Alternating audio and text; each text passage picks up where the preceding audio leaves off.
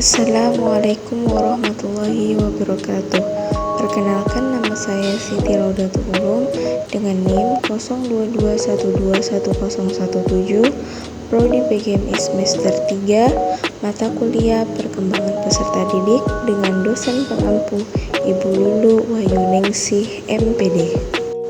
Tujuan dari pembuatan video ini adalah untuk memenuhi ujian akhir semester pada mata kuliah Perkembangan Peserta Didik. Pertanyaan berikutnya yaitu, setiap orang tua memiliki kewajiban untuk menanamkan karakter yang baik kepada anaknya. Jelaskan pendapat Anda terkait bagaimana cara orang tua melakukan hal tersebut kepada anak balita dan remaja. Pada anak balita, menjadi teladan yang baik. Anak balita adalah peniru. Mereka akan meniru apa yang mereka lihat dan dengar dari orang tuanya. Penting bagi orang tua untuk menjadi teladan yang baik dalam hal karakter. Yang kedua yaitu memberikan penjelasan yang sederhana. Orang tua perlu memberikan penjelasan yang sederhana dan mudah dimengerti oleh anak. Dan yang ketiga yaitu melakukan pembiasaan. Melakukan pembiasaan adalah salah satu cara yang efektif untuk menanamkan karakter yang baik kepada anak. Sedangkan untuk remaja yaitu, pertama, membangun hubungan yang baik. Yang kedua, memberikan kebebasan yang bertanggung jawab kepada remaja. Remaja membutuhkan kebebasan untuk mengeksplorasi dirinya dan dunia di sekitarnya. Namun kebebasan tersebut harus diberikan secara bertanggung jawab. Dan yang ketiga yaitu menanamkan nilai-nilai positif. Pertanyaan berikutnya yaitu teori psikososial dari Erikson mengandung pertentangan hasil positif dan negatif. Namun membentuk hasil akhir berupa bagaimana seseorang mencapai keseimbangan dalam hidupnya. Berdasarkan teori tersebut, jelaskan bagaimana individu bisa memiliki perasaan tidak percaya terhadap dirinya sendiri. Perasaan tidak percaya diri adalah suatu kondisi di mana seseorang merasa tidak yakin dengan kemampuan diri sendiri, baik dalam hal fisik, mental, maupun sosial. Perasaan tidak percaya diri dapat berdampak negatif pada kehidupan seseorang, baik secara personal maupun profesional. Pertanyaan berikutnya yaitu, setiap perkembangan yang dialami peserta didik mengalami perkembangan yang berbeda-beda. Jelaskan hal yang menyebabkan perbedaan yang dialami peserta didik di bidang psikomotorik, inteligensi, dan kecakapan berbahasa.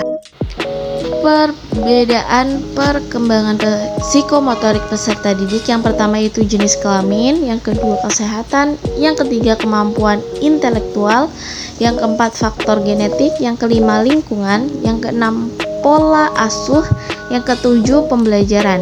Sedangkan perbedaan perkembangan inteligensi peserta didik, yang pertama itu genetik, yang kedua struktur otak, yang ketiga nutrisi, keempat kesehatan, yang kelima lingkungan keluarga, yang keenam lingkungan sekolah, dan yang terakhir lingkungan sosial. Selanjutnya itu perbedaan perkembangan kecakapan bahasa peserta didik. Yang pertama kecerdasan, yang kedua pembawaan, yang ketiga minat dan motivasi, keempat lingkungan, yang kelima pola asuh, dan yang terakhir pembelajaran. Pertanyaan berikutnya itu, era pandemi yang tak kunjung selesai memberikan pengaruh pada lingkungan kehidupan sosial. Bagaimana kondisi perkembangan anak-anak di lingkungan Anda? Berikan juga gambaran kemungkinan solusi yang bisa dilakukan untuk membantu anak-anak bisa melaksanakan tugas perkembangannya dengan baik. Perbedaan dampak pandemi pada perkembangan anak. Yang pertama itu dampak pada perkembangan kognitif anak, yang kedua dampak pada perkembangan bahasa, dan yang ketiga dampak pada perkembangan sosial emosional anak.